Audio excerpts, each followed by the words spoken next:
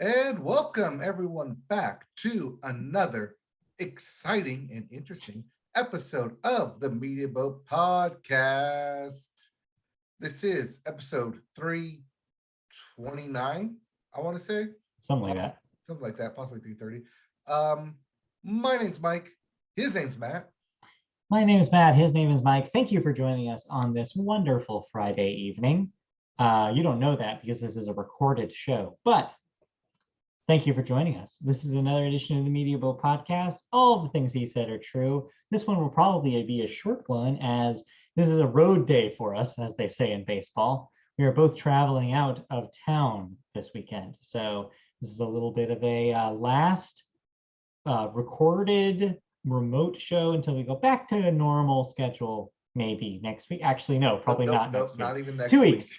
2 weeks from now, we'll go back to normal. A couple more weird remote ones, but yes, we'll this eventually is our get back spring to fling where we're being flung across everywhere.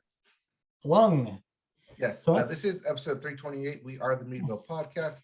For those of you Yeah. that don't know what the Media Boat Podcast is, one, thank you for finding us. Two, you are in store for a treat. Are you in treat for a store?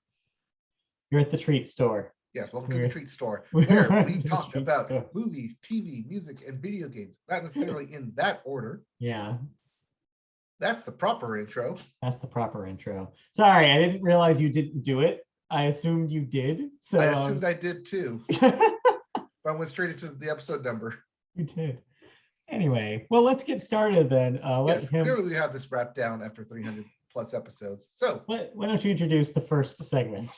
Yes, we always start with the music segment, and we start with the Billboard, and we start the Billboard with the Hot 100. And coming in at number 1 this week, First Class by Jack Harlow. Yeah. Your new number 1, dethroning Heat Waves and Harry Styles. Yeah, I don't know what this is. I've not heard this. This is Jack Harlow, First Class, not to be confused with Degrassi, First Class, and also X-Men, First Class. Right, yeah, no other first classes. Yes. At number 2, As It Was, by Harry Styles. Yes, Coachella headliner, Harry Styles. Mhm. At 3, Heat Waves by Glass Animals, still in the top 5. Coming in at 4, Big Energy by Lotto. And rounding out your top 5, Enemy by Imagine Dragons and Jid. Yep. As for your albums chart, your Billboard 200, at number 1, 7220 by Lil Durk. Back at number 1 after a brief dethroning last week. Rising to number 2, Dangerous, the double album by Morgan Wallen. Coming in at number 3, Encanto by various artists. Yep. At 4, Fear of the Dawn by Jack White. And rounding out your top 5, Sour by Olivia Rodrigo. So a big week for people named Jack on the top 5s. Yep, Jack Harlow and Jack White. Jacques. Jack. If you didn't like any of those albums, we have new releases. We do.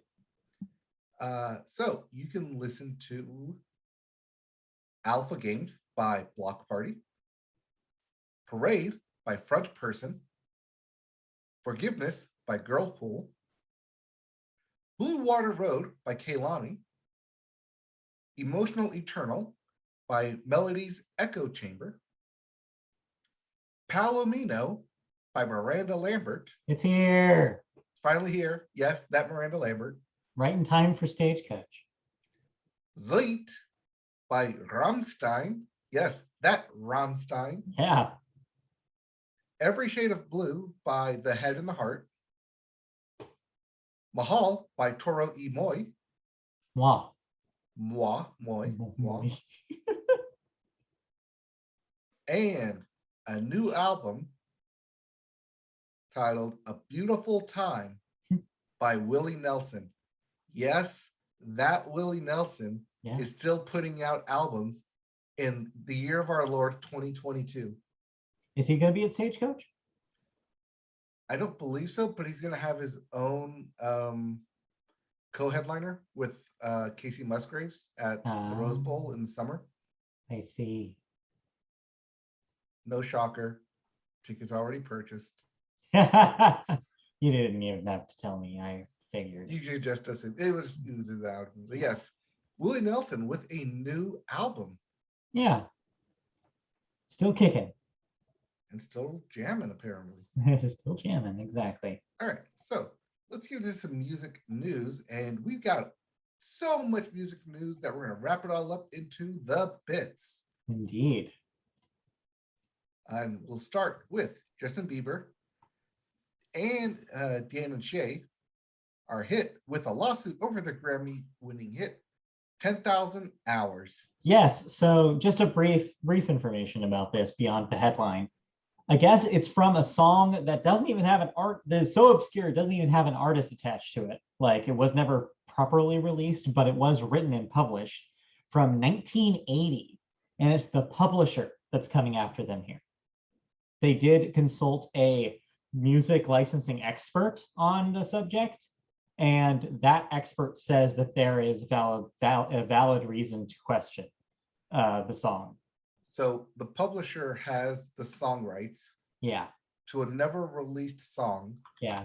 never published song. But they And still it's- want credit for the songwriters, basically, because they believe that it is the same song, more or less. For songwriters or producers? And maybe everyone involved. I don't know. It was weird. It was a weird one of these because typically you see an artist involved, and there's no artist involved in this claim. So it's definitely one of the weirder ones I've encountered. Right. I mean, typically when we see some of these lawsuits, it's this artist suing this other artist. But not this time. Right. So, I mean, plus, I don't believe Justin Bieber and either Dan and or Shay were alive in the 80s. You're probably right. To be cognizant Influenced enough by to it. feel this song, especially But- if it was never released. How could they know of it? Well, in the court of law, I'm sure a lawyer would point out that there are plenty of songs that they're aware of before their birth, and two, that any song available, would be available through the internet at this point. So Yeah, they but would we probably consider it poke being holes. released, correct? I don't know for sure. It's the article did not say, so I was like, all right, well, I've come to my own conclusions here. I don't know. It doesn't seem like they have much of a case. So I wouldn't think that we're going to see much of this, but if it does pop up again, I'm sure we'll talk about it. I'm sure we'll talk about it, but probably we won't talk about it for 10,000 hours. And next story, A$AP Rocky. Yes, that A$AP Rocky, who was supposed to be in jail, apparently released on $550,000 bail following an arrest of a shooting allegations. Yes, these allegations came from November of 2021 when he was involved in a shooting. So yeah, this is typical celebrity stuff. Immediately goes in, immediately gets paid to get out. Not surprised. Also, may or may not be surprising who you talk to, Janelle Monae comes out as non-binary. Quote, I just don't see myself as a woman solely. End quote. Yeah. So one note about this, according to representation, as of the writing of this article, Janelle Monae's pronouns are still she, her, regardless of this new decision. So that's what we will use going forward unless she specifies otherwise. But yeah, this is, as you mentioned, not too surprising if you've been following her. In the past, she's put up a lot of social media posts where she let her fans know that she was questioning it. Like for a few years now, I believe, starting in like 2018, she started posting her thoughts about her relationship with her gender. So now it's official. And, good for her. Makes a lot of sense. And keep trying to figure it out is what I say. That's my advice to everybody. Keep figuring out who you are. It's worth that. It's worth that discovery. And you're going to be more comfortable and more confident on the other end. Right, because some people may remember Janelle Monae from Hidden Figures, which Yeah. was, I think, in 2019. Right. Or just from the constant music that she's put out. Oh, yeah, yeah. She's everywhere these days. She's putting out Yes, a she is. book now, like a book based on the universe, a science fiction book based on the universe she created in her albums. Mhm. She's fascinating person. So Fascinating. cool. Also fascinating, the MTV Video Music Awards. That they are still a thing. They're still a thing. And they'll be airing live from New Jersey on August 28th. Yeah, this is notable because they have a date and also that they keep changing the venue for these things. Yep. So this year will be from New Jersey. It seems like they are still planning an in-person proper VMAs. Who knows who will be this year's big winner? Of course, last year was the big coming out party, no pun intended, for Montero "Call Me by Your Name" for Lil Nas X. So that was the big winner last time. So we'll see. Yep, and we'll see if what their restrictions are for that. Yeah, because everyone knows, as Hamilton when they put it, everything's legal in Jersey.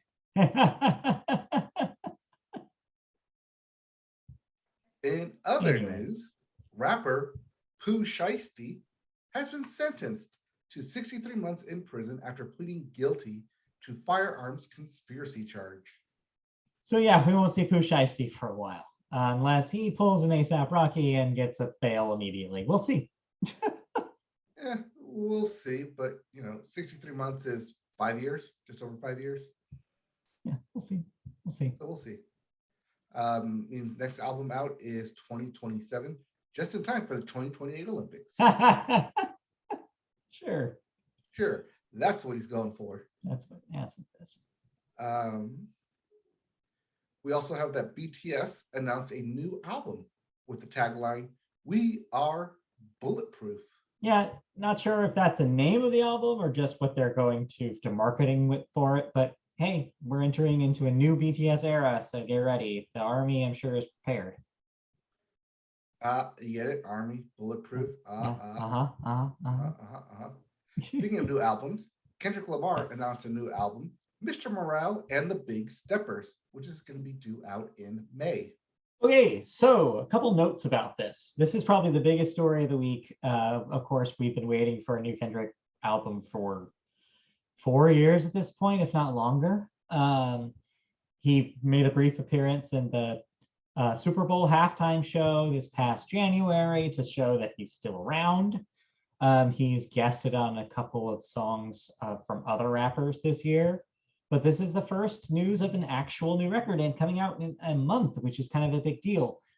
But it doesn't seem to be under his name proper, or at least that's what it seems that he's hinting at. There was a new website that he has created for this release. In the release, he does not refer to himself as Kendrick Lamar at any time. His Twitter handle is still that, but no knowing if that's what he's going to do it. He also said that it is that the only news about the album will be released through himself, and that he's not going through proper usual marketing channels to market this. So who knows? It's a very strange rollout, but regardless, it's new music, and regardless of what he records under, whatever name it ends up being under, it's still him.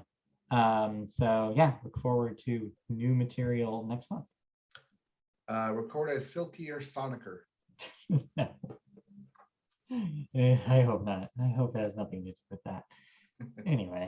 Anyways, our last story that we'll talk about in music is about a breakup. Is it? Not the kind you think of, because Kid Cudi has confirmed that his last song has been recorded with Kanye West. Quote, "He's not my friend." So this has been a long time coming. They've had a complicated relationship over the last few years. If you watched, and we did, since Kids See Ghosts. Yeah, we watched that documentary about Kanye on Netflix. There is footage of him recording with Kanye, and they seem to have been getting along. But over the last couple of years, specifically, it looks like that relationship has been strained. And today, with the release of the new Pusha T record, marks the last song that will have him and Kanye on the same track. It is on this record. He says that it was recorded over a year ago, which goes to show you how long this Pusha T record has been cooking. And that, yeah, he has not really talked to Kanye at all, and he doesn't refer to him as a friend. So, yeah, seems about right. Seems like probably the right decision for him to make. And yeah, I get it. I wouldn't want to talk to Kanye either. So. All right. That's it we have for news. Did you listen to anything? Speaking of, I did in fact listen to that Pusha T record. Looking for something to listen to today, and I noticed that came out. Bit of a surprise release. It wasn't on our calendar last week, but I guess that he was like, all right, it's done. Put the thing out. It's a Pusha T record. And if you know what that means, if you know him, you know what that means. It's like very kind of dark and moody production. In fact, speaking of Kanye, he produces 5, I believe, of the 11 tracks here. The rest produced by Pharrell Williams, and back in producer mode after being a solo artist for a little bit there. It's a lot of songs about cocaine because that's what Pusha does. I am shocked. He writes songs about selling and cooking and cocaine, and that's what these songs are. But they're pretty good. It's one of the better rap records I've heard in a while. The production's good. Kanye appears a couple times to do a couple of awkward sounding verses and brings the whole affair down. But when he's not there, it's an enjoyable time. I think it sounds really good. There's some really good beats on this thing, and Pusha T just keeps coming up with new ways to rap about cocaine. And for that, I applaud him because he's the only one doing it anymore, to my knowledge. And he just keeps doing it. People keep listening to it, so Gunna is over here bragging about how he's pushing pills, I guess, whatever the P stands for. But yeah, just a pill point. But Pusha T knows his bread and butter, and his bread and butter is crack cocaine. So there it is. So yeah, it's out today. It's a good time. If you've been waiting for a good rap record, here is one. And wait till next month for Kendrick, and then there's more. So there you go. Yep. I guess we should mention that Coachella did happen last weekend. Yeah, that's kind of the other kind of shadow big news story is that Coachella is happening. I say happening because week 2 started today. So if you're there, hello from the desert. Hi. Some of us from the desert. Yeah. Also, hi from my couch watching the YouTube live stream. Yes. So how much of this the live stream did you end up watching last week? I watched about 3 or 4 streams. I think I covered about 3 or 4 bands, but they're all on Friday. I didn't watch any Saturday or Sunday. Okay. I watched a couple on Saturday and Sunday. So I watched Rae Jepsen on Friday. You'll be missing her in real life, but it was a good set, and she did her first performance of her new single, Western Wind, of the album of the same name. Still unknown release date for the single or the album. It seems like that she said soon on social media channels, but from what I heard in the live performance, I like it, but it is different. It seems like it's a little bit less like in the synth pop realm that she's usually working in. It's more kind of pared down pop.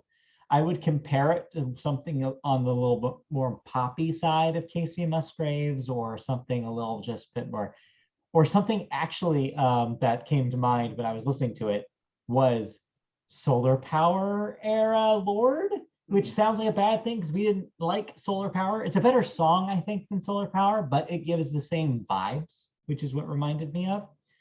Very chill, very relaxed, a different kind of Carly than we're used to. So I thought it was interesting. But the rest of the show, I mean, she knows how to put on a good show. It was a very similar set list to when I saw her last a few years ago. And yeah, still great. Still kicking butt out there. So good to see Carly. Yep. I was able to catch Still Woozy. Okay. That was a shocker. Not planning on watching him or the band, but yeah, ended up liking it. Okay. I saw an interview with him. And I was like, okay, I don't know about this guy, but it worked out. Yeah, worked out. Watched a little bit of Harry Styles because I won't be seeing him. Mhm. Just like the first front of it. Yeah, It was loud, sure. poppy, Yeah. but I was also like tired by that point because he went on at like midnight. Yeah, that would do it pretty much. Then that night, I watched Phoebe Bridgers. Yes, I did watch that as Yeah, well. pretty much the same show that she did when I saw her late last year at the Hollywood Bowl. Hollywood Bowl, is that where I saw her? No, I saw her at the Grove. The Greek? Grove? Greek, thank you. I saw her at the Greek.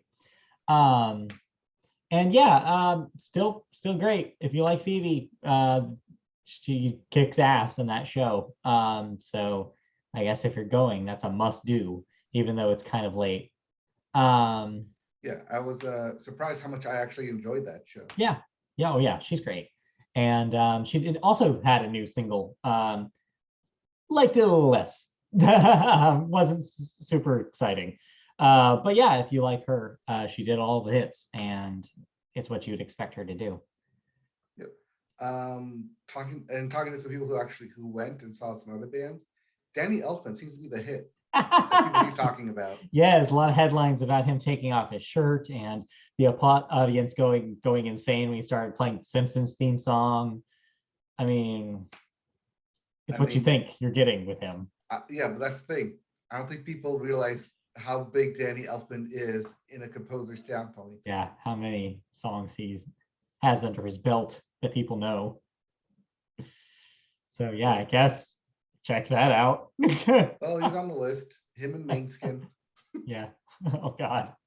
Eurovision winners, Mainskin. Yes. Monoskin, I think is how it's pronounced. Maybe I'm calling it Mainskin. Yeah, They tell me otherwise. Monoskin. Moving on to Saturday and Sunday, which we already kind of touched on. I saw Beach Bunny's set Saturday afternoon. I really like Beach Bunny. I think that it's a really, really fun time. If you like kind of breezy indie pop, that's exactly the perfect vibe for Coachella. And I thought they put on a great show. So I would recommend that. I did not catch it live, but I saw on the Twitter sphere, which made me go look for it, during the 88 and Rising section, Utada Hikaru popped up. Yes. For a brief, like 12-minute set. Yes, they of Kingdom Hearts fame, among many other Japanese language pop hits. Yes.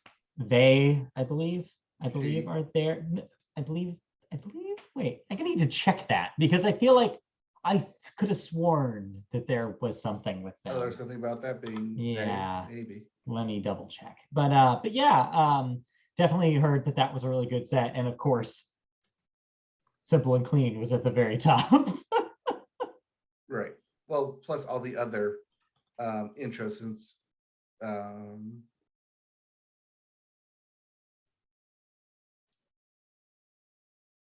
as of June. Yes, as of June last year. They use they them pronouns. So there you go.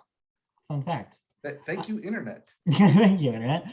So yeah, I bet that would be probably fun if you're a fan of their music and want to revel in the new announcement of Kingdom Hearts 4, where surely they're going to write a new song. Yes, but because it was not a set time that she was not scheduled to be billed, not sure if they will appear weekend too. Oh, I didn't mention also on Friday, I believe. Yes. Also on Friday, they will not, unfortunately, be playing this weekend, but I did see the Arcade Fire set, which was a bit of a surprise.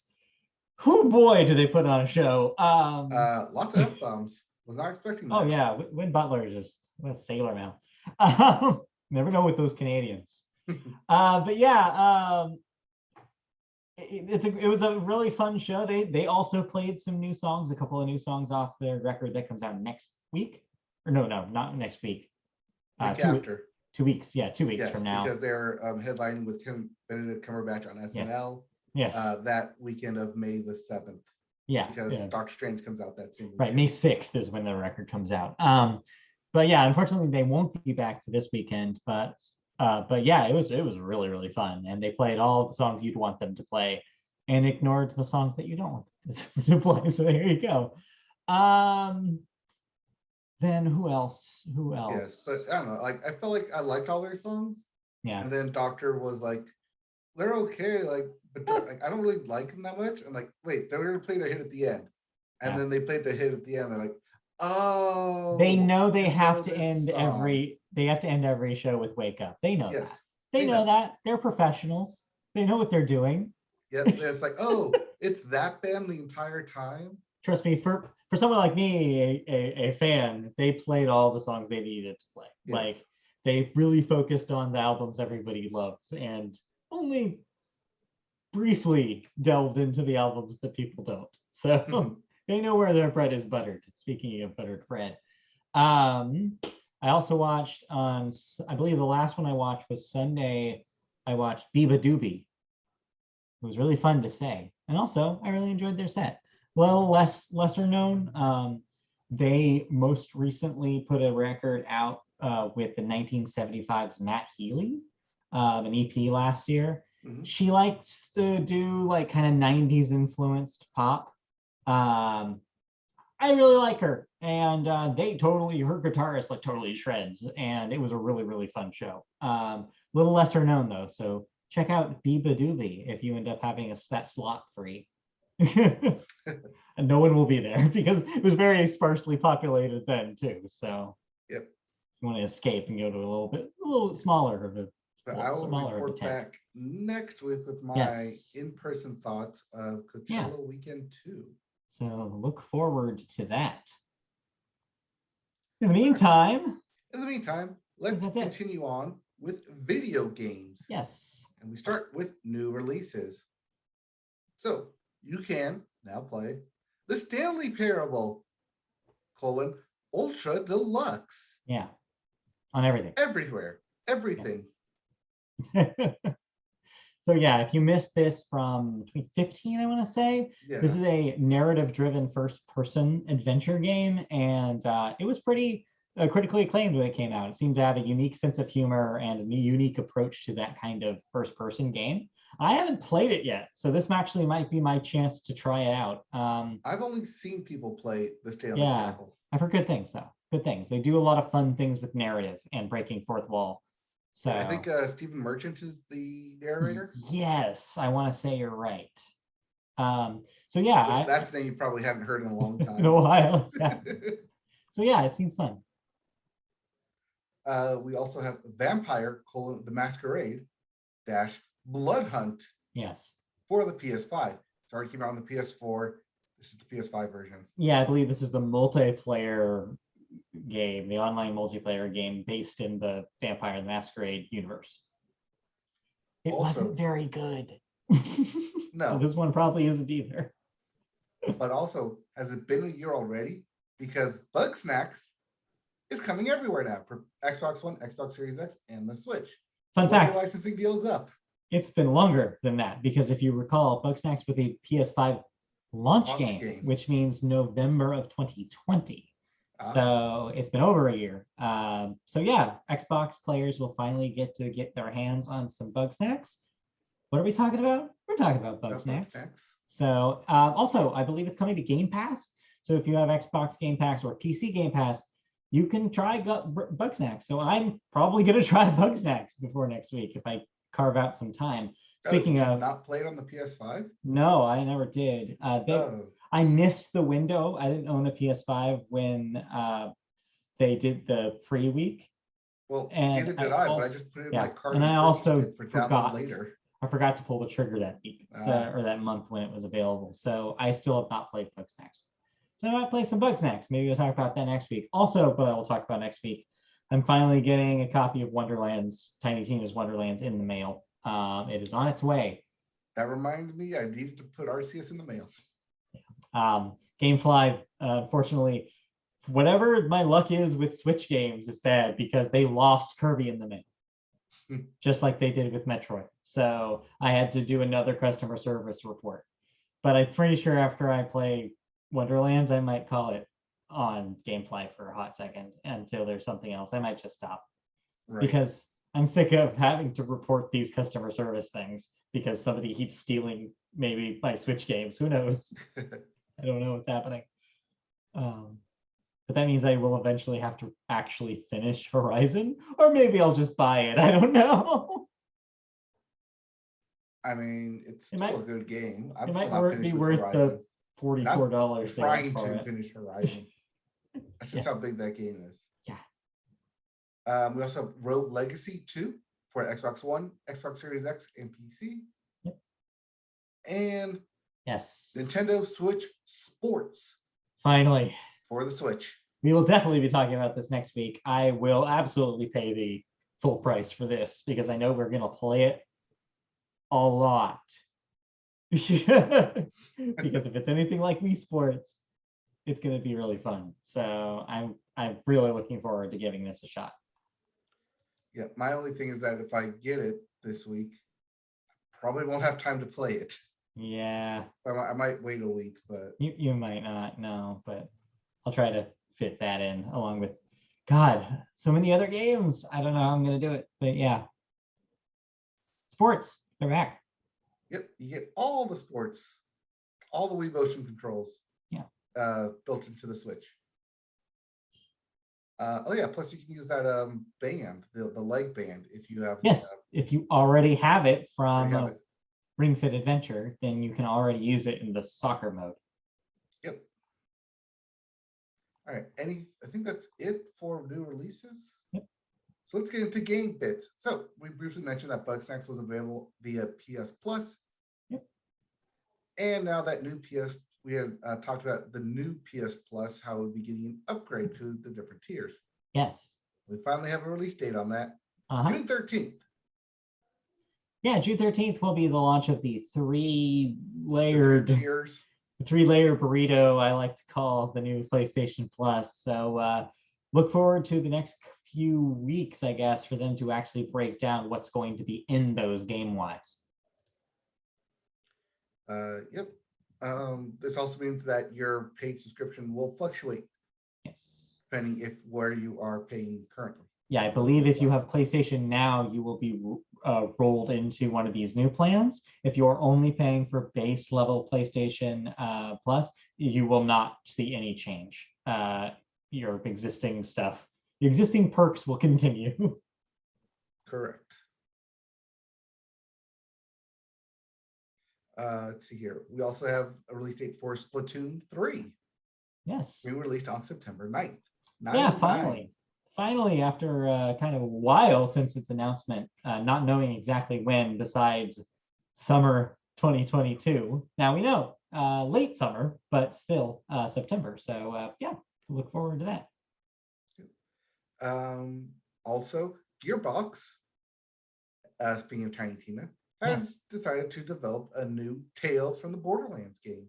Yes. Which I thought had died. So yeah, you were right to think that because Tales of the Borderlands was one of the many Telltale games that ended when Telltale went out of business after some chaos in their studios. The Telltale brand was revived of a sort and is doing some game publishing. But this is not part of that. This is Gearbox basically taking their own IP back and be like, we're going to make a game ourselves in the same style as those Tales from the Borderlands games. Seems like fans of Tales from the Borderlands are split by this. Some are happy to see it come back, but there's a lot of mistrust around Gearbox and whether or not they can actually write a script good enough to warrant the Tales name coming back. Because those games were very highly regarded when they were released. A lot of people really like those Tales from the Borderlands games. I believe I started the first one and didn't. It bounced right off of it. I did not give that series a chance. I think we got through 2 episodes. Okay. And then stopped. But yeah, people who like them really, really do. So yeah, good to know. Also, note about Gearbox, this is not part of the of this bit, but I just want to mention it because I did see it earlier today. The owner of Gearbox, the Embracer Group, who loves to embrace everyone, recently embraced the MMO company Perfect World. You may have heard of them because they publish a lot of like Korean and Chinese MMOs for the US market. And they're renaming Perfect World to Gearbox Publishing. I guess meaning that the Gearbox brand is now being expanded by the Embracer Group to other companies now. So yeah, look forward to the next Chinese MMO you play to be produced by Gearbox. MMO Borderlands? Wait, no, No, Borderlands probably already is not. MMO. I can't imagine that this changes anything with the IPs that Gearbox owns. I imagine this is just a more noticeable name for a company's name that maybe a lot of people here in the US, I guess, besides my weird ass, knows about. So who knows? Who knows? All right. Other video game news. They announced Sonic Origins, which is a new Yes. compilation of Sonic games due out in June.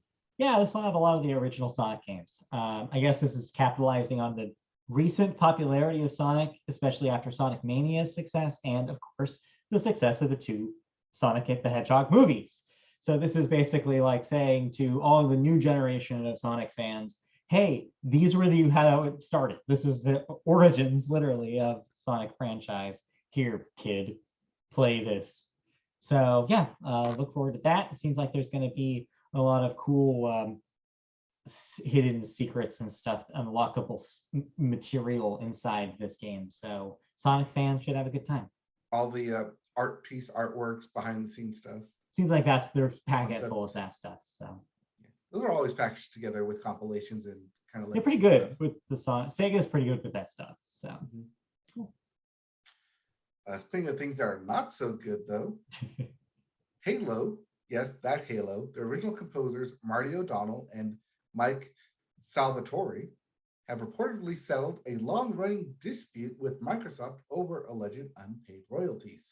So yeah, this is actually good news if you're Marty O'Donnell or Mike Salvatore. They've been kind of fighting this battle ever since around the time where 343 took over the Halo franchise, because that was around the time that they stopped producing music for the Halo games when the Bungie sale happened.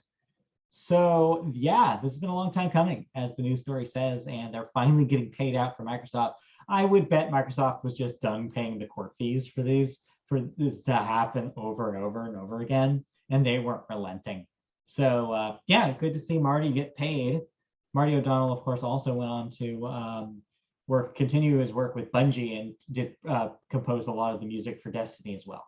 So he's, of course, the man responsible for the famous Halo chant that opens every Halo game. Yeah, that's a Marty O'Donnell joint. So you owe it to him for the original Halo score. So there you go. Good to see him paid. Yep. Good to see money went where it was supposed to. Pay those royalties. Let's see here. We also have, called it delayed, Xeno Chronicles 3. Shocker, but not shocked. Delayed to July, so only a couple months. Yeah, only a couple months. It seems like this is Nintendo's way of being like getting out in front of their new spring and summer lineup. I guess they probably had to move things around because of the continued delay of Advance Wars Reboot Camp, which still hasn't seen a release, and still we don't know when it's coming out. So yeah, we'll have a 1-2 punch a little bit in the summer here. We'll have Xenoblade Chronicles and then Splatoon just a few months apart. So good news. And then, of course, as we mentioned last week, the big Switch release that got pushed back was Breath of the Wild 2. Yeah. So as far as we know, the big release at the end of the year is just Pokemon Scarlet and Violet. But we'll see. That we know of so far. They may still have stuff to announce. I doubt Metroid Prime 4 makes it this year.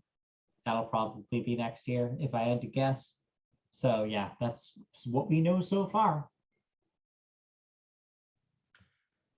Yep. Let's see here. We also have Sega has greenlit a new Crazy Taxi and Jet Set Radio reboots, taking cues from Fortnite. Yeah, so that's kind of the weird twist on this story. Because a lot of Sega fans are probably like, oh shit, I love those games. I love my Dreamcast. Well, don't get too excited because it seems like this is part of an initiative that they started last year that is about creating what they refer to as super mega games or something like that. And what that means is they want to chase that Fortnite money. They want something big, maybe even free to play or something along those lines, something with online connectivity, something that creates a community around it. And these are two names that they've recently thrown out to be like, yeah, we want games in these universes, these series to do similar things. I don't know how the hell you make a Fortnite-esque game out of either Crazy Taxi or Jet Set Radio. I think But just a bunch of people. Wait, no. You have a bunch of people driving around, crashing into each other. You've just recreated Twisted Metal. yeah, kind of combined with Burnout Paradise. Yeah, and guns. So yeah. Yeah. I don't know. Crazy Taxi is weird, especially in 2022. They should just make a deal with Uber and make it an Uber game at this point. Jet Set Radio makes a little bit more sense to me because you could have a big open world where you can have a lot of like co-op tagging and skating. I could see it working in theory. Would you call it Crazy Uber? I think I would call that game Crazy Uber. Because you want to keep kind of like the crazy. Yeah, you want to call it Uber Taxi, right? But here's the ultimate question, though. Do you get a new song by The Offspring to open it? Because that's the thing with Crazy Taxi. Well, you know the answer to that, right? It's yeah. Perfect. Thank you. Perfect slam dunk. I just laid it up for you. Anyways, last bit of video game news. Microsoft is reportedly exploring integrating ads into free-to-play games. And look at that circle. We've wrapped all the way back around to just mobile games. Well, no, what we also have wrapped back around to is 2006, because let me tell you let me get on my old man gamer a rocking chair here. This is not the first time Microsoft has done this. Let me tell you about a little game called Crackdown. When Crackdown was first announced, one of the big things about it was that Microsoft was going to work with an advertising company called Massive to put ads in the game in real time. And how these showed up were on billboards.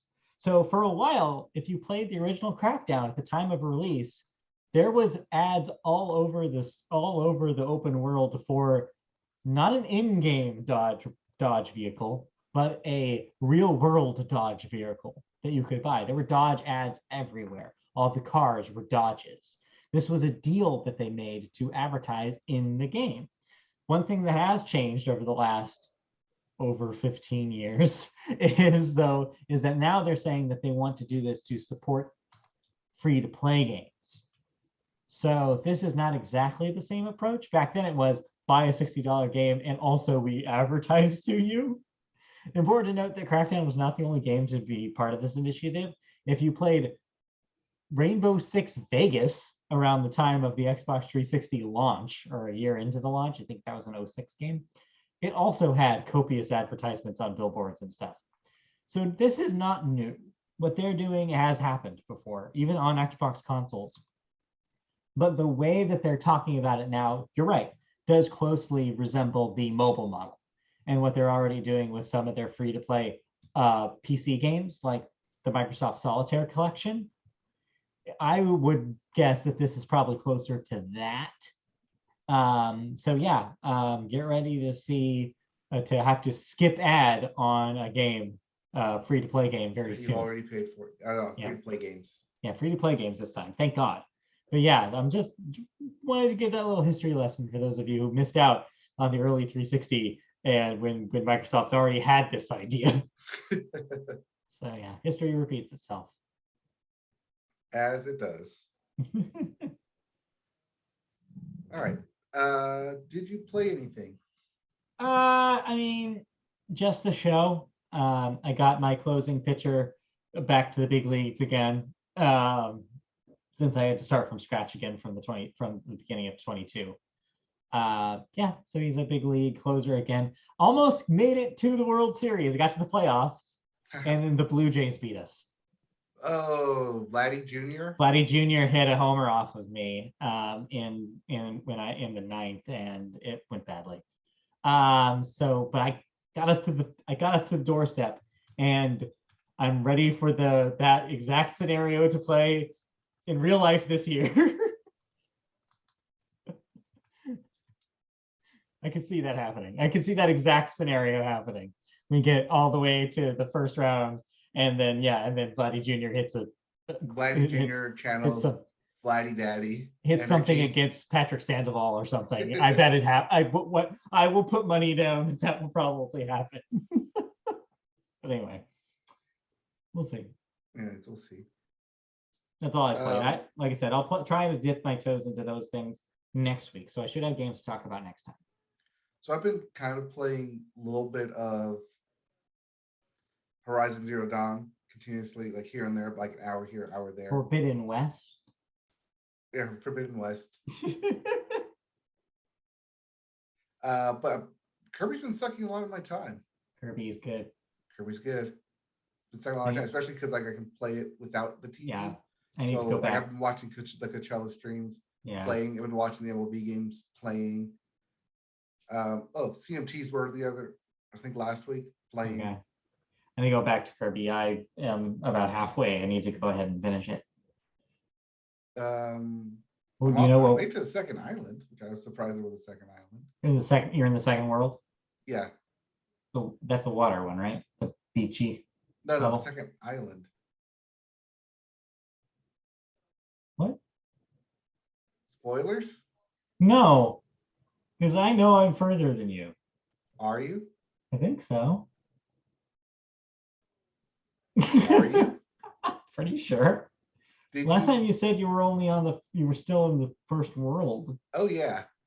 I flew by that a while ago. So you did the beachy area, you did the carnival. I did the beach. Sort of theme park. I did the amusement carnival. You did the snow world? I did the snow world. Okay. I did the carnival after the snow world. Yeah. Beat Waddle Dee.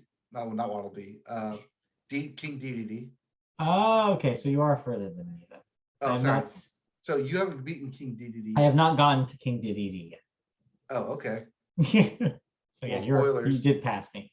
Oh, I'm like 4 worlds past you now. You got to catch up now. Yeah, I know. I need to get back to it. It's just, like I said, when the show came out, I was like, this is probably all I'm going to play because I don't have as much time as I did. Because when I played video games after work, you know what happens now after work? Baseball. And so I'm watching those games instead. But you're right. You brought up a good point. I forgot I can take the Switch off of this thing and I can play that. I don't know why I keep forgetting that that's a thing I can do. That's a thing you can do. Maybe I'll get more Kirby in that way. That's how I get my Kirby in. It's 4 hours of just watching baseball and Kirby. Yeah, baseball and Kirby. Yep. Speaking of baseball, let's roll that right into television. Yes, let's do that. And we always start television with the sports corner. I'm going to point at my hat and you can point behind you. This week in sports, the NFL draft will take place this coming Thursday. So get ready for that business. Yes, and get ready for a lot of who's who of players. Yes. Because not a whole lot of quarterbacks and not a whole lot of skilled talent. This is going to be a defensive and offensive line heavy draft this year. Okay. So typically you get years where you're trying to bolster your star power. Mm-hmm. No, this is bolstering your foundation year.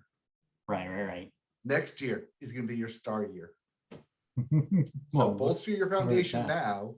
So when you're good skilled players who come in next year, they're not going to be completely like helpless. Hell, I'm getting Right. sacked everywhere. I'm getting tackled in the backfield because you guys can't do your job. No, you've had a year of experience. This is that year you get that experience. Yeah. All right. Well, if you're invested at all in the D League, well, get ready. your Hey, favorite. leave the USFL's name out of your mouth. Oh, I forgot that, not the new D League. We'll get to your thoughts about that in a little bit. But first, also in sports this week, in the world of baseball, Miguel Cabrera is just one hit short of 3,000 hits, where when he does so, we'll join 33 other MLB players. So an elite group. Yes, when you consider that some like 200,000 players have played the entire game, and only 33 of them have hit over 3,000 hits. Right, that's not that many. It's more or less a guaranteed Hall of Fame induction right there. Aside from the accolades and awards and trophies that he's already won for being the AL MVP and stealing it from Mike Trout because Baseball Wars America don't know any better. Well, there's no accounting for war. There's now no accounting for taste. We know that. They don't believe in the war. I believe in the war. He's back in the lineup today, by the way. Yeah, he is. Yeah, his hand is all better. So good to see Trout. They gave him the thumbs up. Yeah, they gave him the thumbs up. Yes, exactly. It's good to see Trout back on the field today.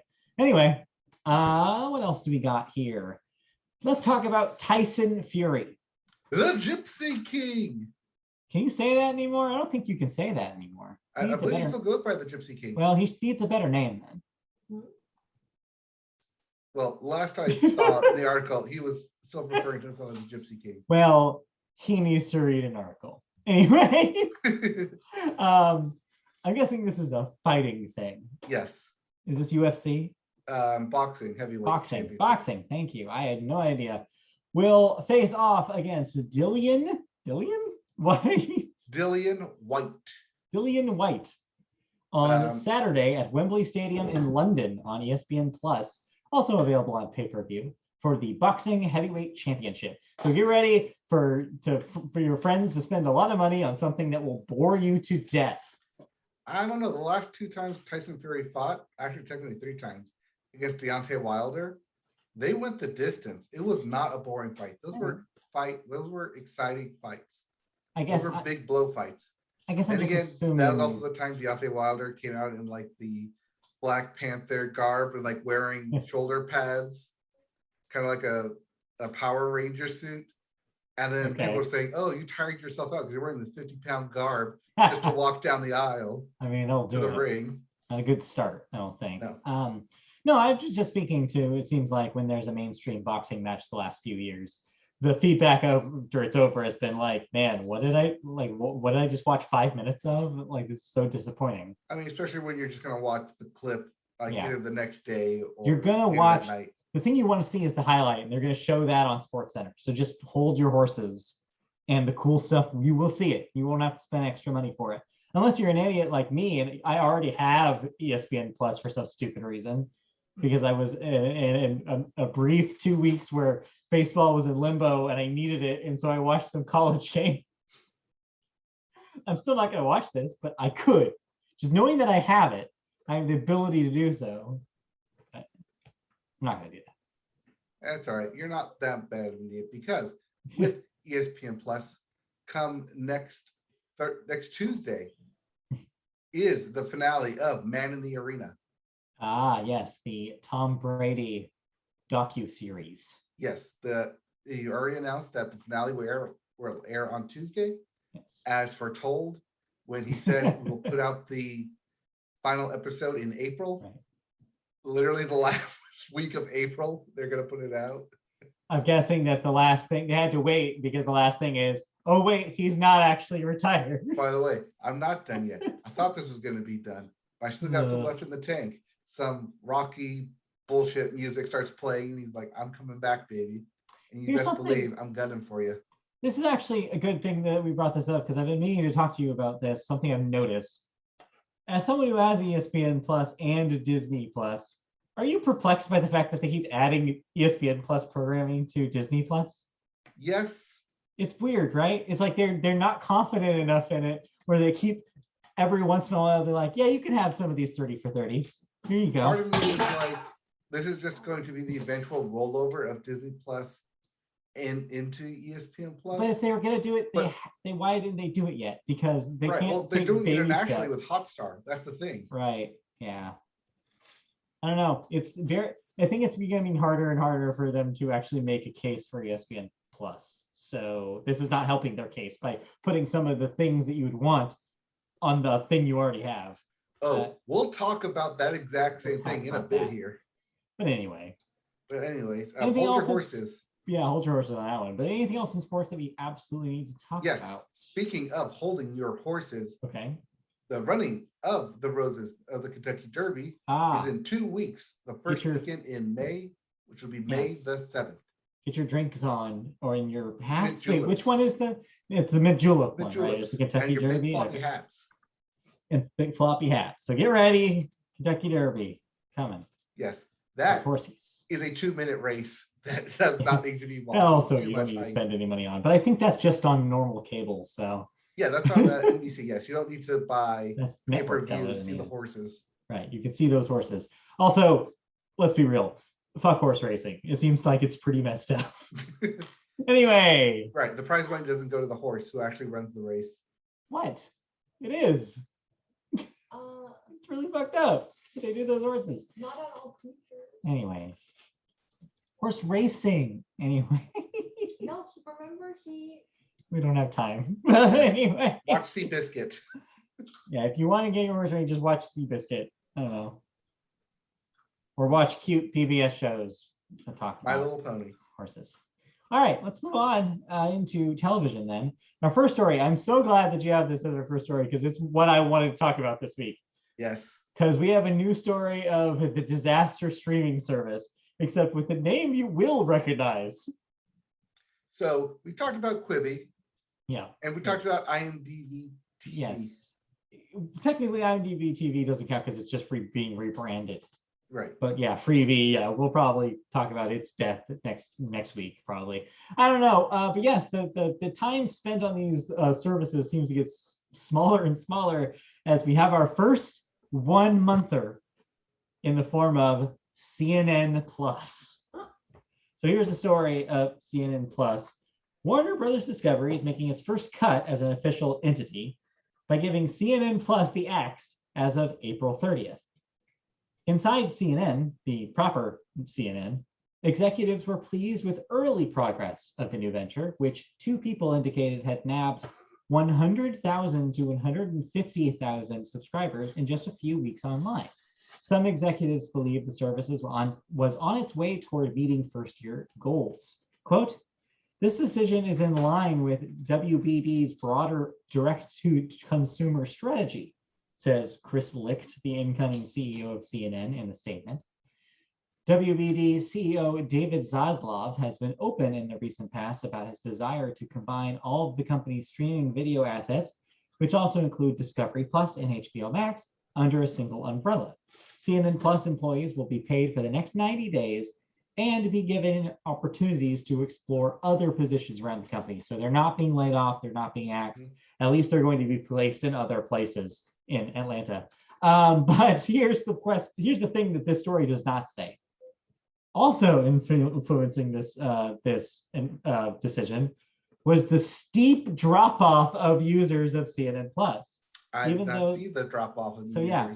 Even though those early numbers seemed promising, apparently mere weeks into its launch, no one was watching it anymore. There were hundreds, I think, of people still daily watching programming on that thing. Here's the problem. There's so much similar content you can get other places.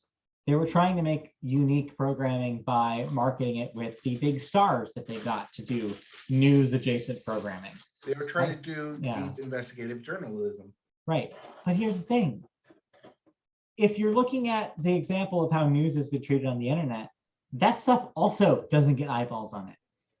That like long form reporting, whether it be video or news or articles or written, that's also had a really hard going on the internet over the last decade.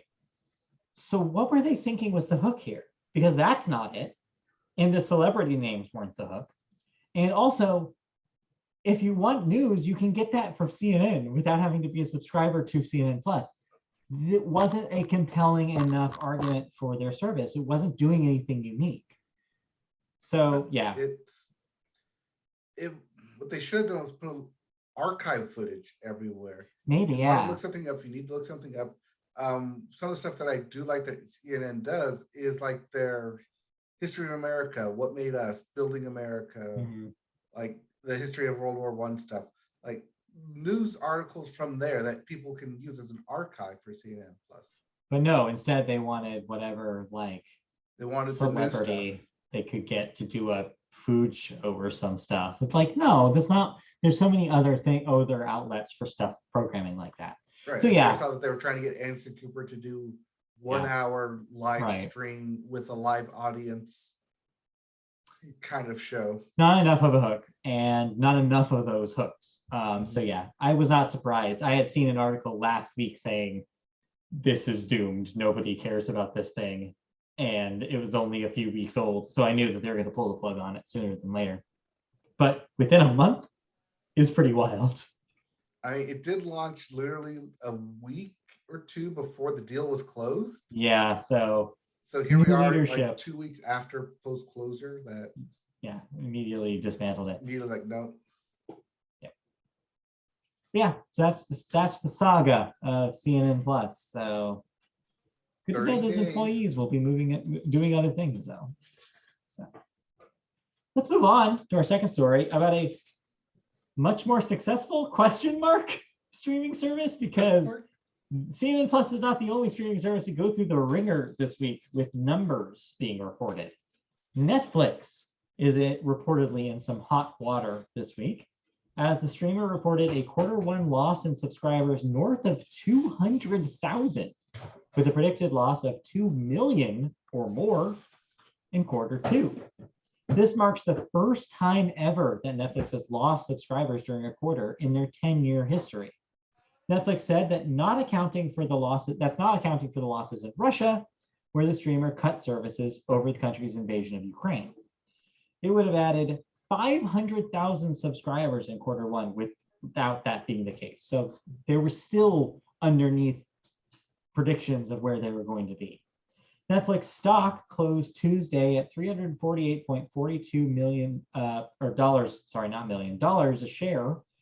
In the after hours trading, the stock fell more than 25% following the Q1 subscriber loss reveal and the projections for deeper loss in Q2.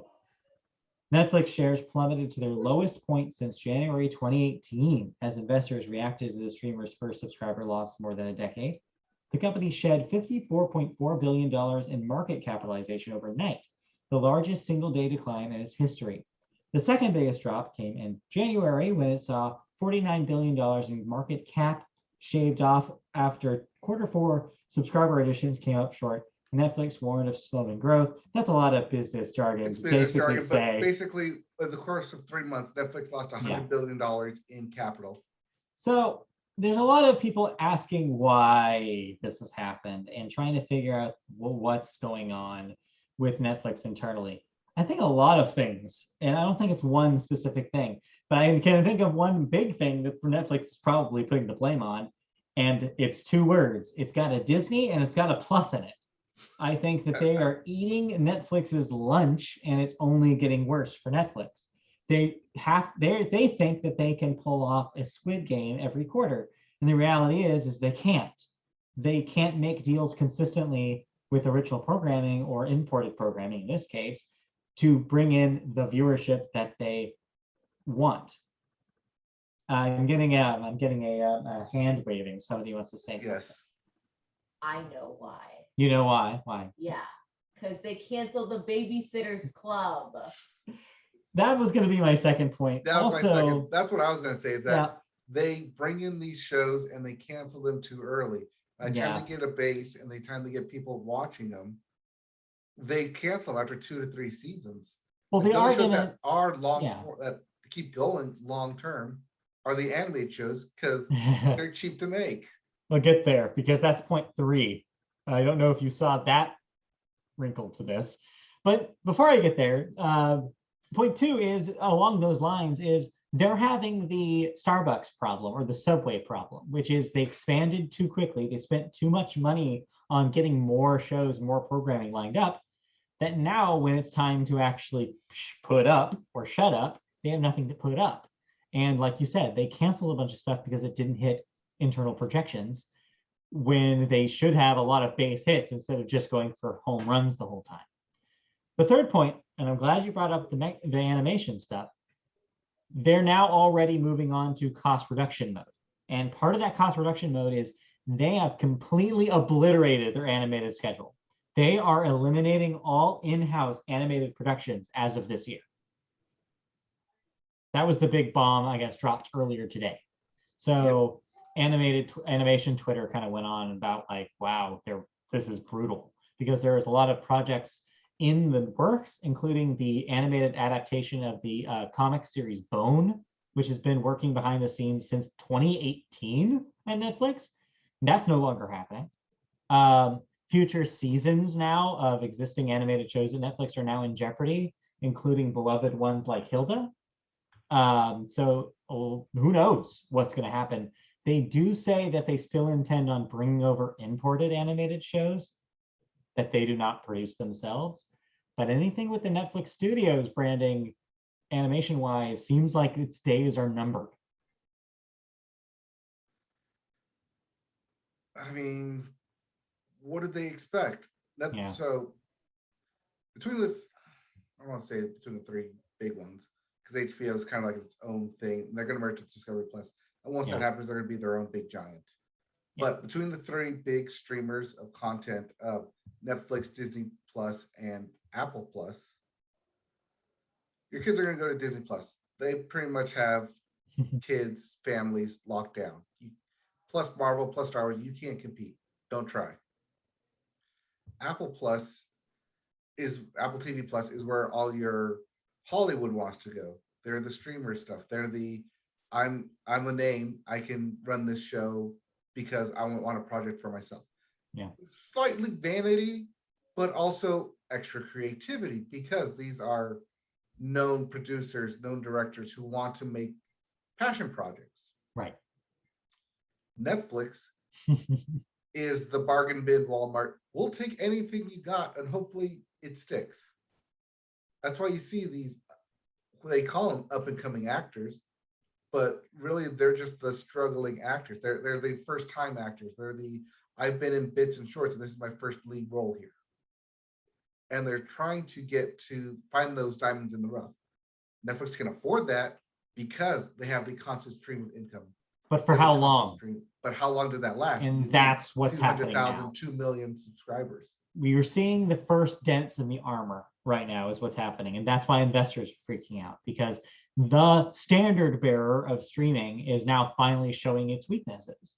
And the competitors are taking advantage of that. The competitors are out here now doing really well, especially Disney. And so it's going to be harder for Netflix. Netflix basically needs to use this moment and redefine who they are. They need to find an identity, and they need to find it quick, because if they don't, they're going to be the Blockbuster of the streaming world. The company that did it first, that's going to get forgotten by the new thing. It's not, they're now old news. They've been here for a decade, and they need to prove themselves worthy of staying around, or else they're going to just keep having their lunch eaten. Well, 2017, so 15 years. In 15 years, what is your tentpole at this point? Yeah. It's no longer a House of Cards. We don't know. Stranger Things is gone away. It's no longer Orange is the New Black. All that stuff is over, and all those creatives left for other things. Like like I said, Squid Game is the last huge success they had, and it's not even their show. Right. Even Bridgerton, which had big success last year, really took a big hit this year. To the It's point not where in they the announced that they public want to bring back Reggae Jean Paul for the third season, even though his character in the books has nothing to do. Yeah. But in the meantime, they don't seem to have learned any lessons quite yet, because I also saw that the reported budget for season 3 of Stranger Things, season 4 or 3, I don't remember what season they're on, 4, is they're still super expensive. It's still like $30 million an episode. Mhm. That's just paying, like, that's spending money ridiculously for a thing that's not even going to be surefire hit. They just are betting on the name Stranger Things to bring people back. It's the Game of Thrones problem where as soon as that's over, it's going to be out of the cultural zeitgeist, and you've ruined the show. Yeah. You've ruined what made it special. So I don't know what's going to happen, but I think that my opinion is that Netflix has to rebrand. This is the time where they really have to think about what they want to be going forward, regardless of what their past was. They cannot keep existing with the model that they are currently on. And we've seen that kind of shift because they've been doing Yeah. a lot more reality TV, like Love is Yeah. Blind, like The Ultimate. They've been doing a lot more interactive stuff, like Bandersnatch, like the daily trivia Quest, quest, which that's animated. there's I a wonder new if we one, like see. Play or Die too on Netflix Yeah. or something. I wonder if we see more of that one because it's animated. The Trivia Quest. Right. Maybe not. Yeah. Choose or Die. That's the thing. They even have like new stuff like what was it? Russian Doll premiering this week. Oh, right. Geez, I forgot. Season 2. Forgot that. Yeah. Still was around. Yeah, there's stuff that they've been playing with and toying with, but they need to make a decision of where they want to go. Yeah. So we'll see. We'll keep an eye out on Netflix. Of course we will, because we're the Mediaboat podcast. It's practically the only thing we talk about. And we talk about it at least once a month. Yeah, this is the one time a month. At least. But in the meantime, you were keeping your eyes on the field because you were enjoying some football in April. Yes, spring has sprung, and so has the Spring League, the USFL. Welcome back after a 30-year hiatus, 35-year hiatus. Welcome back. And the USFL, as reported last week, lots of cameras, lots of action.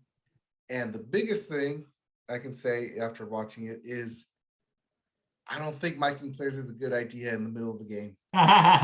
No, I agree with you. Turns out when you mic players, they're going to be on hot mics. Yes. When that happens, they're going to be very into the game, very unaware that they're mic'd up, which is good. That's kind of audio you want.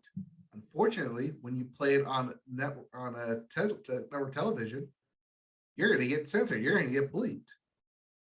And what happens is that not only are you bleeping the player audio, you're also bleeping the announcer audio. Yeah. So there'll be chunks where after the play happens of just dead silence because you can't air all the curse words they're saying to each other. And you can't air, and thus you're not airing what the announcers are saying about the play, about what's happening. It just seems like a bad idea. I mean, it's a good idea in theory, but as soon as you start like putting it into practice with actual people and how they actually talk in the middle of games, then you hit the big problem. Like, unless you can say like somewhere in the contract of regulating their speech during game time because they're mic'd. I don't know if you can do that, but it's not going to work. Not going to work. No. I did enjoy all the drone footage. I did enjoy that flying around. I did, however, see some stuff, very positive stuff about the drone cameras. Yeah, that's what I was trying to get to. That was actually one of the positive things that did come out of this. Very crisp, very flying around, getting close, but not too close. Very flying around. Yeah, like having the drone footage actually made it feel more invested in the game. That being said, word of caution for those drones, not from like flying around, but rather from the whiplash you'll get from flying around. I'm talking like motion sickness. Is it worth it? Is it payoff? Maybe sometimes it is. Mm-hmm. But I don't know how much it is like during like the replays and stuff. But the helmet cams I also really liked, but the same kind of issue of you're going to run into a tackle eventually, so you're trying to figure out where it's coming from, and then boom, you go from here to here. Yeah. I like the idea. I like the concept. I like it in theory. Just in practice, it's very rough. I think this might just been because it's the first game of the season, first weekend. I hope they fix some of those bugs for the second weekend, Yeah, I don't know. but it's tough to say. I wouldn't put my money on it, is what I would say. Oh, speaking of money, that's also where they didn't put it. In the stands, because it was empty. Do Oh, not show the stands. If you can't fill your stadium, you got a problem. Now, it doesn't help that this is all taking place in Birmingham, Alabama, which is very hard to get to in and of itself. It's not like a big major city where you can just bring in people from the metropolitan area. yeah. So they're pretty much counting on broadcasting rights and to get eyes on the USFL. But do you think it's a good enough time to watch that people will actually watch it? No, Yeah. And that might be a little more difficult for them to do there too, then. well, see, the difficulty isn't in like watching it and the production value. The difficulty is in the skill level. Because when you have a quarterback go for 2 for 18 and win the game, means you're completing 2 passes out of 18 tries for 60 yards, and somehow you guys still end up winning the game. That's more dropped passes than there are catches. Yeah. It's bad football, especially when you constantly see them being overthrown, underthrown. I mean, you can blame the quarterbacks because they're not so even if you with my tempered expectations, it was very, very bad football to watch. I mean, I don't want to surprise anybody here, but I feel like this is the story every single time there's a league that's not the NFL.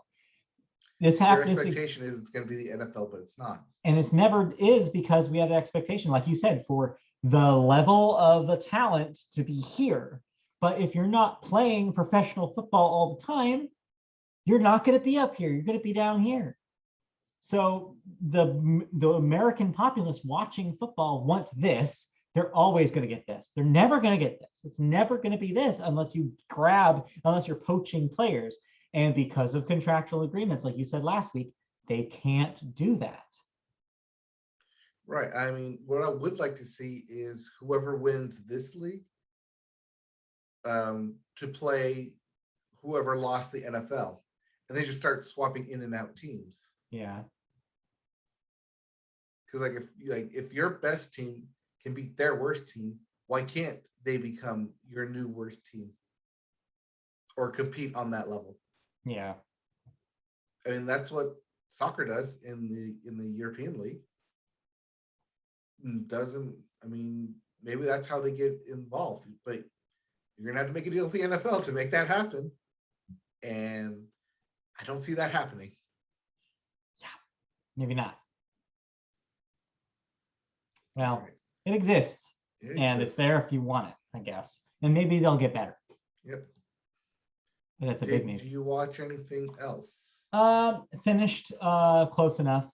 I guess I'll wait another week for you to catch up on it to talk about it properly. Yes. Again, thank you for reminding me. I need to watch Close Enough.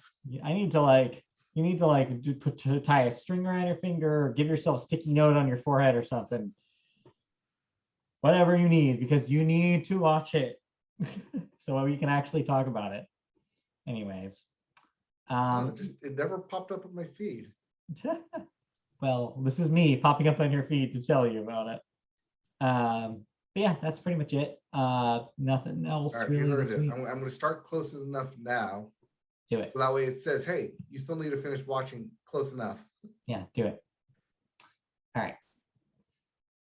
Then if there's nothing else to talk about with television, let's move on into cancellations and renewals. All right. What am I no longer watching? Well, Disney Plus thinks you're not done with the Proud Family. So they are bringing back the reboot for a second season. So the Proud Family, Louder and Prouder, will continue. Well-deserved season 2. Yeah. Netflix will end Ultraman after a 3rd season. Netflix has renewed, at least for now, Big Mouth for a 7th season. We will see if it goes beyond that. Judging by current news, I would say no. Netflix is bringing back Human Resources for a second season. The ABC has inexplicably renewed the Goldbergs for a 10th season, even though the writing seemed like it was on the wall for this thing to end, considering that they had to edit out Jeff Garlin out of several episodes. And the grandpa died. Right. Yep. And they already had to do that. Seagal. Yeah. So I don't know why. I don't know why they're doing this. ABC must be desperate for shows. That's the But they only have thing that Abbott makes sense to Elementary. me. Yeah, and yet here we are. The Goldbergs still continues. Anyways, also, so that's it for cancellations renewals. We also have a few deaths here. A couple from the National Hockey, the NHL Hall of Fame. Mike Bossy, age 65, played for the New York Islanders, a 4-time Stanley Cup champion. Guy Lafleur, age 70, played for the Montreal Canadiens and the New York Rangers, a 5-time Stanley Cup champion. So some hockey greats lost this week. Mm-hmm. And we also have Robert Morse, not a hockey player, age 90, an actor. Was in How to Succeed in Business Without Really Trying, True, Mad Men, won 2 Tonys, one in 1962 and the other in 1990. Okay, let's move on out of television into movies. And we always start the movie section with the weekend box office numbers. Your number 1 movie, not too surprisingly, is Fantastic Beasts: The Secrets of Dumbledore, but to the tune of 42 million, which is now the record for the lowest first weekend debut of any Wizarding World film. So it's a new low. Yeah, put in the white flag. Yeah. That's done. Warner, I believe the statement that they made after these numbers were announced were that they are holding off on production for future Fantastic Beasts films until they see the numbers continue and where it goes. So you're probably right. It's done. Put a fork in it. It's done.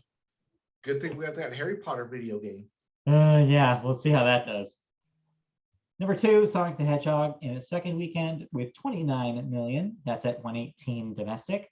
Number 3, The Lost City, 6.2 million. That's at 78 domestic. Number 4, Everything Everywhere All at Once, which we'll talk about again in a moment, $6.1 million. That's at 17 million. Yeah, and Father Stew with $5.4 million in its debut. So that's your top 5. I guess $5 million is the strength Mark Wahlberg can pull. Here's what I found. Siri Just thought I was on talking his about. name alone. Yeah, I guess so. That's about it. It's about how much he's worth. This weekend, we have, like we talked about last week, The Northman, The Bad Guys, and The Unbearable Weight of Massive Talent are your 3 releases this week. So either go to the kids movie or go see Nicolas Cage be Nicolas Cage. Those seem to be your options. Then next week, we have something called Memory. Not to be confused with Cat's Memory of the same name. No, Memory is your only wide release. Yeah. It is another Liam Neeson action thriller. Aha, got it. Because those come out every 6 months now. Yeah, but this one stars Ray Stevenson and Guy Pearce. Got it. All right. And Monica Bellucci. So they have them. So they got it. All right. Moving on into movie news. This week in Sci. This week in Heavy Sci, also known as This Week in Always Question Your Idols. Never idolize one person. Yeah, never put anybody on too high on a pedestal. We got to talk about Bill Murray. Complaints made against the actor have halted production on the upcoming Being Mortal film. It is unknown at the time what Murray's involvement in that project will be going forward, as the investigation remains active. Insiders add that Aziz Ansari, someone else who has gone through a similar rigmarole, who is starring, writing, and making his directorial debut on the film alongside his partner, Rae Henley, was not a part of this complaint. nor was co-star Seth Rogen. The complaint was filed last week, production was halted on Monday, and a decision ultimately was made to suspend production going forward as the investigation continues and next steps are decided on. Principal photography had started on March 28th, and sources say it was halfway through before the production halted this week. So are you aware of what specifically the allegations were? They specifically did not say what the allegations were. Got it. But Right. if I had to guess, this may be similar to what happened with Jeff Garland on the Goldbergs. Yeah. To the Goldbergs. I would imagine. Yeah, all I saw was it may have been related to treatment of certain staff members by Bill Murray. Didn't necessarily say what was involved in that treatment, but if you're telling somebody higher up about that, it must be a pretty big deal. So I would assume I would probably choose to believe this person that if he's making somebody uncomfortable on set, then that needs to be dealt with, and an investigation absolutely should happen. So we'll see what this means for the movie. We'll see what this means for Bill Murray going forward. We'll see if he makes any comment about it. We'll see if Aziz Ansari says anything about it. My money is that says that he will not, or more likely, maybe Seth Rogen speaks about this at some point. He seems like he has a pretty good track record of speaking on these kind of things. It would be very strange to me if he stayed quiet this time. It is weird that in the article it mentions Aziz Ansari and Seth Rogen by name. Oh yeah, I absolutely think you have to in this situation, because those are big names, especially Aziz. He would, like I said, he would know something about having similar allegations being thrown at him. If this is what, But it has been noted around Hollywood that Bill Murray, especially in these past several years, yes, can be somewhat of a, how do I politely put an ass to work with? yeah. Well, that's the thing, is I think something that's been happening, and it's a good thing this has been happening finally over the last 10 years, finally, is all those actors that have always had or directors, especially directors, who have had that reputation of being difficult to deal with, we're actually finally hearing the stories of why. And as we're learning those things, it's actually like, oh, that was code for harassment. They were all saying, we all know this very open secret about this man, and now we're telling you exactly why. It's just that in the 80s, we couldn't say. In the 80s, it was like they were too powerful. We could never actually in the say 80s, you were trusting tabloids and PR people. But now with the internet, you can get your story out directly if needed. And I think culturally, we're finally ready to actually listen to what people have to say when they are the victims of harassment or abuse. And I think that it's really changing how we look at these things. If you're a staff member, if you're an actor, if you're anyone who's being mistreated on a set, you absolutely do not deserve to be treated that way, and absolutely should speak up about it. And there absolutely should be investigation, and there should be a conclusion that usually should lead to some sort of punishment.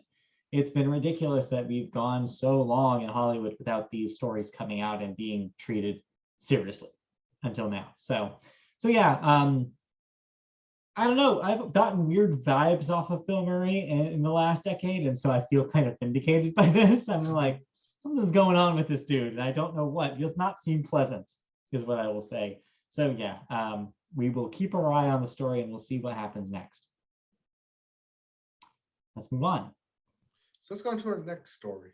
It's a story about one of our Media Boat favorites, AMC theaters. Hey, remember when people bailed out AMC by giving them all their money? Well, let's get a little update on that.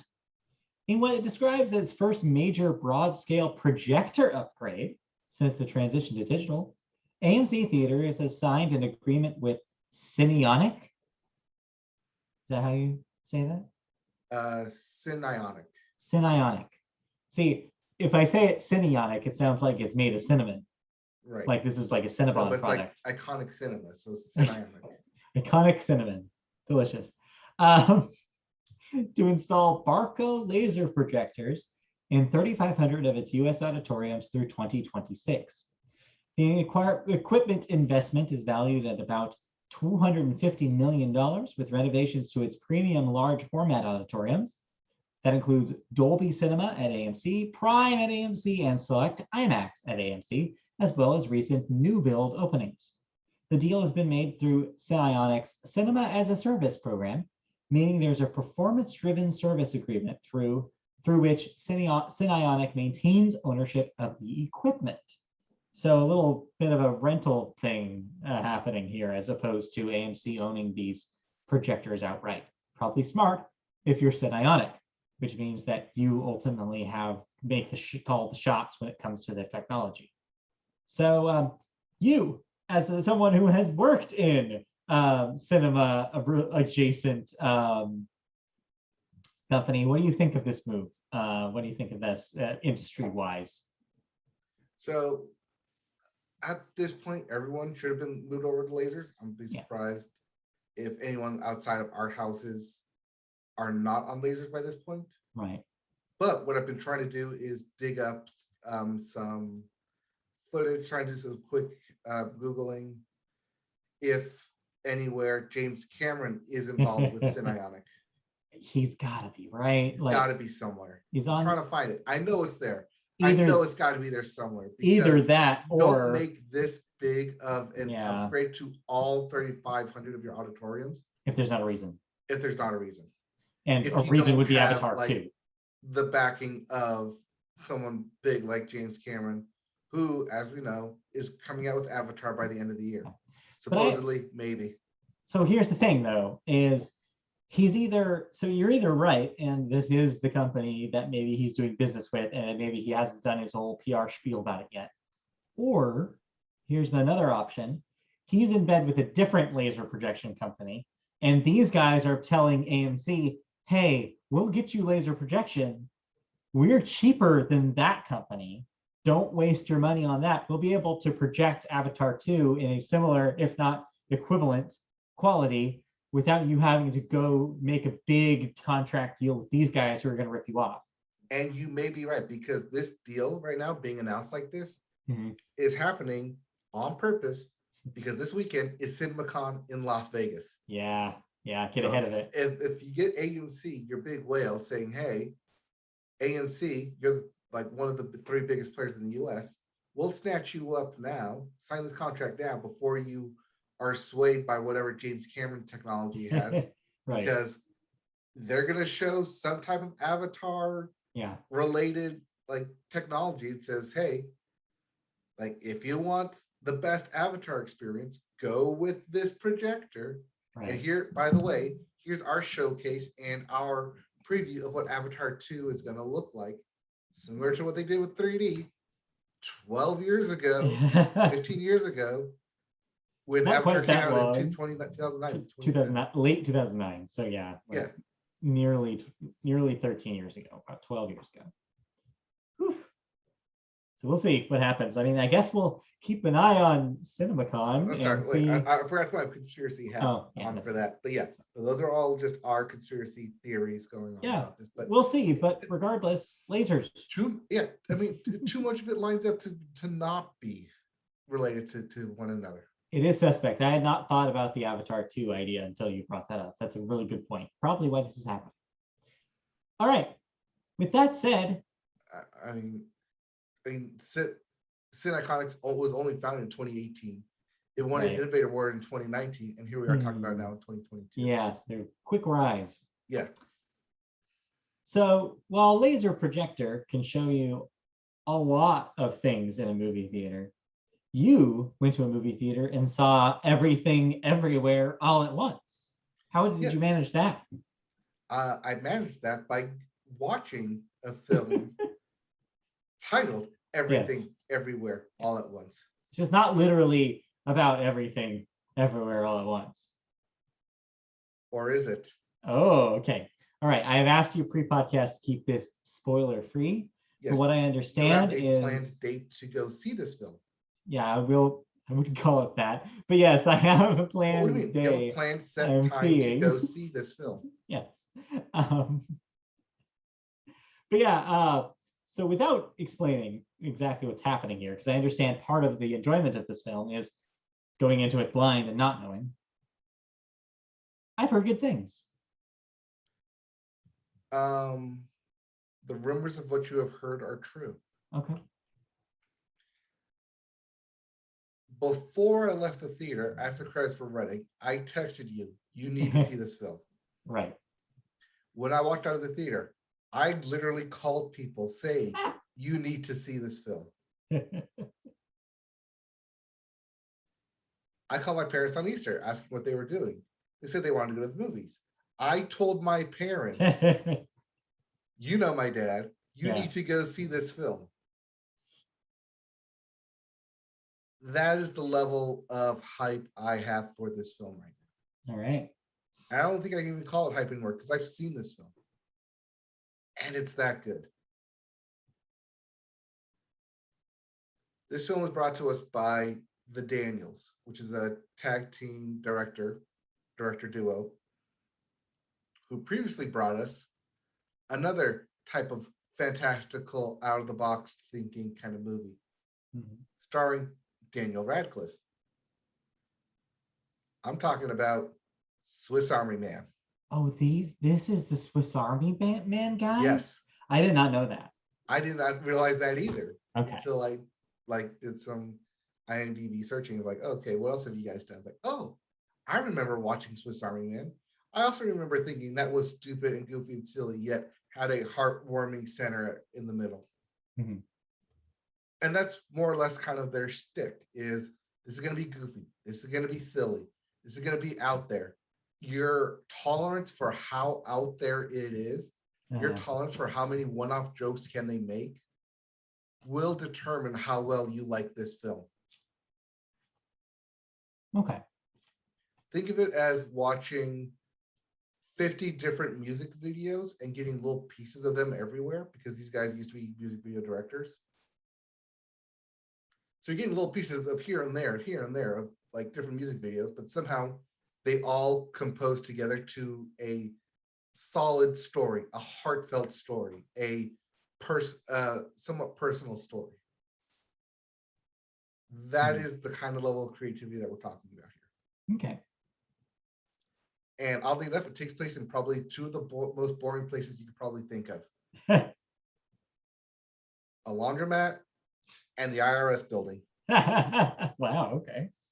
That's your setting for this film. That's where most of this takes place. Dang. And yet, as boring as both of those may sound, there is a lot done between character interactions. There's a lot done of visual jokes, visual metaphors. There's a lot of intertwining between everything going on that I never felt lost. It takes everything that we know from cinema language and slowly eases you into this world. Think of The Matrix, the first Matrix in 1999. I got vibes of watching what was essentially the successor of The Matrix. Wow. Which in 1999, the successor from The Matrix would have been, I want to say, from Star Wars. Yeah. And before that, 2001: A Space Odyssey. I think that's how that timeline works, maybe. Yeah, that does. Yeah. I think that's kosher. Yeah, 68, what was it? Yeah. Yeah, so 68, 77. I don't know, we want to go to 88. Maybe 92 Jurassic Park. Maybe. Back to the Future. Let's go with that. Maybe. No, because that wasn't very technology advanced. But yeah, every several years, every 10 years, you get this big leap in ideas and technology. Yeah. While this is a big leap in ideas, it's technically not that big of a leap in technology. Right. As many visual and special effects have gone on here, there's only about 5 or 6 actually credited supervisors on the special effects team. This is a very small budget film, but it also comes from one of our favorite studios, A24. Yeah. It's also produced by some of our, at least my favorite directors, the Russo brothers. Ah. It's also been cast by the Marvel person in charge of casting, Sarah Finn Haley. Okay. Sarah Haley Finn. So it's got names behind it. Wow. It's good. And it stars Michelle Yeoh. Yeah. From Crazy Rich Asians, Shang-Chi, and Crouching Tiger, Hidden Dragon. She's been around. She's done a lot. This is her basically I won't say showing off, but this is someone found a way to use all her acting and martial arts abilities in one film. It's also got Jamie Lee Curtis in there, surprisingly, and Jenny Slate show up. So Sure. Sure, why not? Sure, why not? It is hilarious. I was gut busting laughing. It had me crying. It's an action-paced film, and yet at the center, there's a scene where there are no people and it's just dialogue on a screen, and it honestly like makes you tear up. It's good. It's amazing. I mean, I want to timestamp it here. My best of the year. I was gonna say, are you calling it already in April? I might as well just be. This is a film that I can see myself buying because it's that good. Nice. Well, all right. Well, cool. I feel like I already know too much now. And You think that, but Yeah, there's but even more. I don't know. I'm very excited to see it. You have no myself idea what and you're in check it store out. for. And even if you do, like if I was to describe to you a scene from it, you'd say, I don't get it. But then when you watch it, it's like, oh my God, I get it. Yeah. It's something like that. Okay. It's Well, something that you literally have to see. And I'm trying to encourage as many people as I can to see this film. Well, I mean, that sounds like a good time. I'm excited to see it. To enable to actually, then once I see it, we'll probably have a spoiler conversation about it, because I think that it probably will be a good idea to do something like that. Yeah, but that'll be in 2 weeks. Yeah, in a couple weeks. So So I'll report back. next time we're in person. Right, next time We'll in talk person will about be this. perfect. Oh my God. Yeah. So we'll I may just put a see it a second bookmark. time by Yeah, there then. you go. We'll put a bookmark in the conversation, and we'll Actually, come back no. to this. By the time we get to that conversation, I will also have my thoughts on Doctor Strange Multiverse of Madness. Right, yes. Which I can talk about back to back with those. Well, all right. Well, I'm excited before for we that. get to that, we'll have one more episode in between them. Yes. We'll be back next week with another recorded episode. So thank you for joining us. That will do it for movies, and we'll do it for the Media Boat podcast. We'll be back, like I said, in recorded form on youtube.com next week. If you want to see that, go to YouTube and search Media Boat Podcast to find our channel. Like, subscribe, leave a message, whatever you want to do on there. Click the bell to get notifications of when we are eventually going to be live again. In the meantime, if you listen to the audio version of the podcast, you can catch that on Apple Podcasts, Google Play, iHeartRadio. Just search Media Boat Podcast on any podcast service you use, and you'll probably pull us up. You can also find a couple of extra things there. You can find this past March's podcast series of us doing our March Madness bracket, where we narrowed down the best animated Disney film songs down to one song to rule them all. And then we have a special secret new spin-off podcast that I will talk to you briefly about after the end of the podcast, that I believe I've gotten a commitment for us to do. So that may also appear in the same feed. So look forward to that mystery podcast coming your way. In the meantime, you can listen to all our archived episodes as well as our new episodes of those sources. You can find us on social media. @MediaBoatCast is our Twitter handle. You can find us on Facebook by searching Media Boat Podcast as well. And if you want to email us any questions, comments, any feedback you want to give us, we'll read your emails on the show if you do so at mediaboatpodcast@gmail.com. So that's it from here. We will be reporting on another Friday recorded next week. Have fun in the desert. Don't get too dehydrated out there. Drink a lot of water. Yep, we'll be good. We'll be back next time in audio format. Yes. But we will be in person very soon. So look out for that. Yeah, for that. In the meantime, you can listen to any of our previously recorded episodes. Yep. Amen. Bye-bye. Bye.